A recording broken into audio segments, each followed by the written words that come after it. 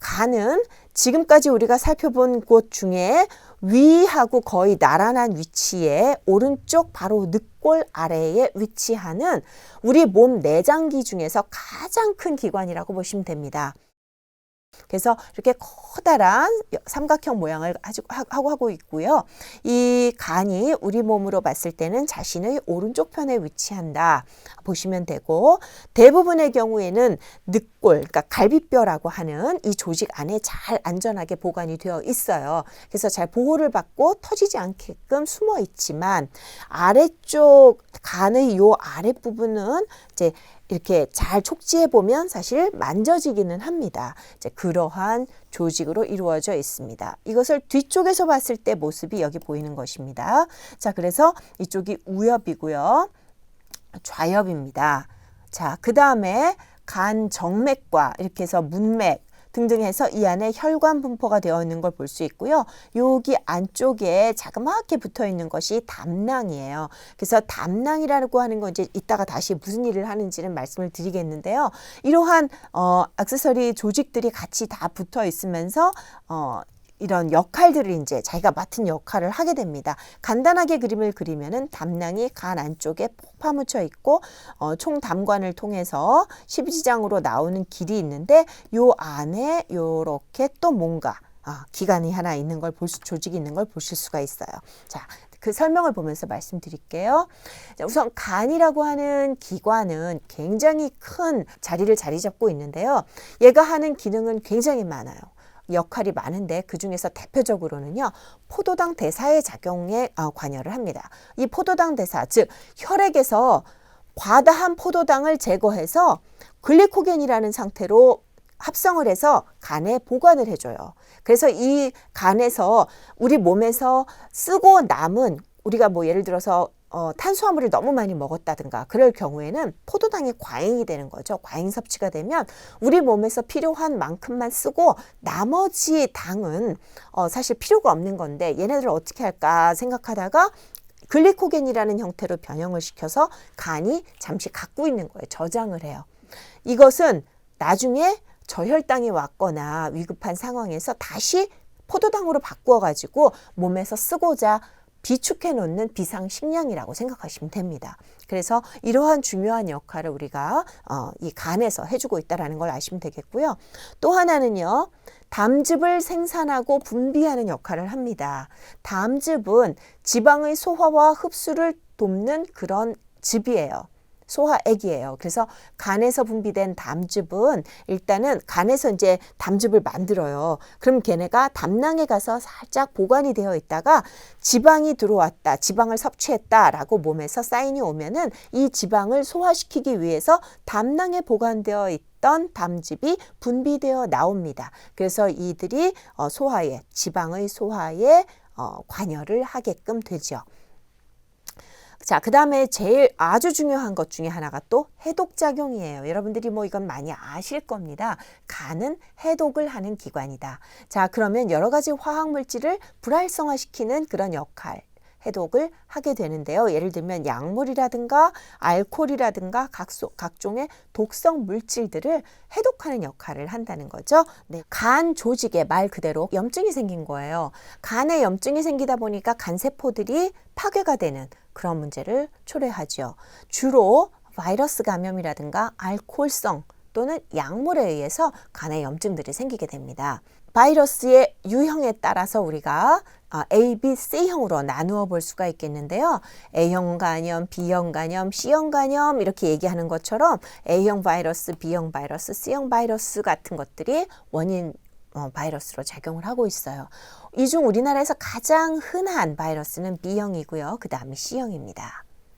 이 간염도 이제 치료가 잘 안 될 경우에는 만성간염, 간경화, 그리고 더 나아가서는 간암으로 진행이 되는 그런 아주 안 좋은 경과를 갖게 되기 때문에 간염 치료가 굉장히 또 중요하다고 볼 수가 있겠죠. 자, 우선 B형 간염을 먼저 보시겠습니다. B형 간염은 비경구적으로 전파가 되어 B형 간염 바이러스 보균자나 급성 질환자와의 성관계를 가졌거나 구강 접촉을 통해서 혈액이나 체액 같은 직접적인 그러니까 신체 분비물을 통해서 전염이 되는 게 바로 B형 간염이에요. 수직 감염도 가능합니다. 그래서 모체가 엄마가 간염 환자 B형 간염일 경우에 태어나는 아기가 그 태중에 있을 때 엄마 뱃속에 있을 때 혈액을 통해서 공급을 받아가지고 그 간염을 그대로 가지고 태어나는 경우가 있죠. 자, 주로 또 의료인들의 경우에는 뭐 수혈하는 과정에서 B형 간염 환자에게 찔렀던 바늘이 다른 사람에게, 의료진에게 또는 다른 환자에게 이렇게 실수로 찔려졌을 경우에 간염이 또 이완이 될 수 있겠고요. 문신 아주 위험합니다. 문신에 쓰는 그런 바늘들, 기구들이 다른 사람의 몸에 들어가서 이렇게 시술을 했던 것들이 제대로 관리가 안 된 것 가지고 또 사용을 했을 경우에 이제 B형 간염을 퍼뜨리게 되는 원인으로 작용을 하죠. 네, 그래서 B형 간염은 어떻게 전파가 된다 하는 거 특징 알아두시고요. 그 다음에 C형 간염입니다. C형 간염은 주로 수혈을 통해서 감염이 돼요. 감염된 상대하고 성관계를 통해서도 감염이 돼요. 자, A형 간염은요, 지저분한 것이 원인이 주로 돼요. 그래서 분변을 통해서 구강 경로로 감염이 되기도 하고요. 오염된 물이나 오염된 음식물을 통해서 집단으로 A형 간염이 발병하는 사례, 뭐 아프리카, 뭐 오지라든가 아니면 어디에 이렇게 그 선교 활동을 가거나 구제 활동 갔을 때 이렇게 집단으로 A형 간염 발생하는 경우를 흔히 보게 되는데요. 이게 다 보건학적인 측면에서 봤을 때 위생 상태가 좋지 않은 경우에 많이 발병하는 그런 간염의 형태가 되겠습니다. 그 다음에는 이제 간염을요, 급성이냐 만성이냐로 구분해서 볼 수가 있어요. 급성 간염의 경우는 초기에 막 열이 나요. 그래서 체온이 상승하고 온몸이 부들부들 떨리면서 소화가 잘 안 되면서 입맛도 없고 상복부에 눌렀을 때 통증을 느끼고요. 막 심하면 몸살 나는 것처럼 관절에도 통증을 느끼고 머리가 아프기도 합니다. 이게 이제 진행이 계속되게 되면은 황달과 짙은 색의 소변이 나타나기도 해요. 일반적으로는 2주 내지 3주에 걸쳐서 이러한 증상들은 사라지게 되는데 이게 계속적으로 지속이 돼가지고 6개월 이상이 지속이 됐다면 이제 만성간염화 된 겁니다.